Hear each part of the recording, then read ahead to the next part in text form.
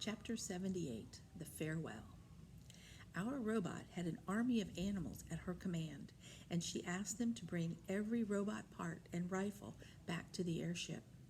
Absolutely everything had to go. It was the only way to be sure that the Recos would never come back.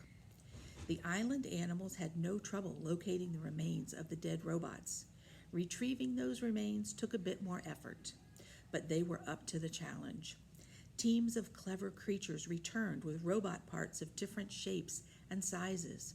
Smashed heads and broken rifles and twisted tubes and heavy bodies were all loaded into the ship until the entire island had been cleared. Even the tiniest scraps were collected. It's amazing what an army of animals can do.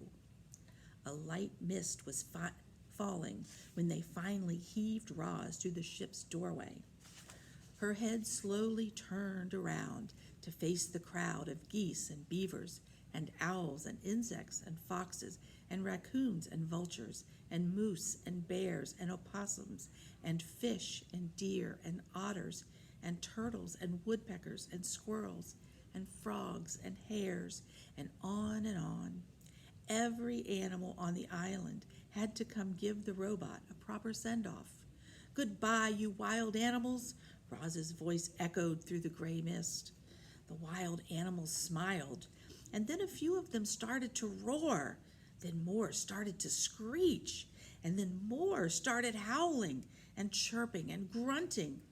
Soon, every creature was hollering goodbye to Roz. The chorus of wild voices grew louder and louder, shaking the robot's body, rattling the ship, booming across the island and up into the clouds. And then their voices gradually died down to silence. Bright Bill fluttered up to his mother's shoulder. "You understand why I must leave," said the robot. "I understand," sniffled the goose. "More Recos could be headed here right now. I just do not know. There is so much I do not know. I think it is time I get some answers." "Will I ever see you again?" said Bright Bill, wiping his eyes. "You are my son, and this is my home," said Roz. "I will do everything in my power to return." Bright Bill hugged his mother's worn face. "I love you, Mama. I love you, son." The goose fluttered back to his flock. The robot took one last look at her home. The door hummed close. Chapter 79, The Departure. The airship's engines automatically fired up. Then the ship slowly floated above the island, turned to the south, and disappeared into the clouds. Chapter 80, The Sky. Our story ends in the sky, where a robot was being whisked away from the only home she had ever known. As Roz sat in the airship, broken and alone, and speeding toward a mysterious future, she looked back at her miraculous past.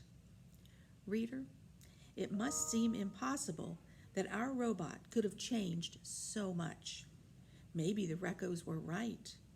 Maybe Roz really was defective, and some glitch in her programming had caused her to accidentally become a wild robot. Or maybe Roz was designed to think and learn and change. She had simply done those things better than anyone could have imagined. However it happened, Roz felt lucky to have lived such an amazing life, and every moment had been recorded in her computer brain. Even her earliest memories were perfectly clear. She could still see the sun shining through the gash in her crate. She could still hear the waves crashing against the shore. She could still smell the salt water and the pine trees. Would she ever see and hear and smell those things again? Would she ever again climb a mountain or build a lodge or play with a goose? Not just a goose, a son. Bright Bill had been Roz's son From the moment she picked up his egg, she had saved him from certain death, and then he had saved her. He was the reason Roz had lived so well for so long. And if she wanted to continue living, if she wanted to be wild again, she needed to be with her family and her friends on her island. So as Roz raced through the sky, she began computing a plan. She would get the repairs she needed. She would escape from her new life. She would find her way back home. The end.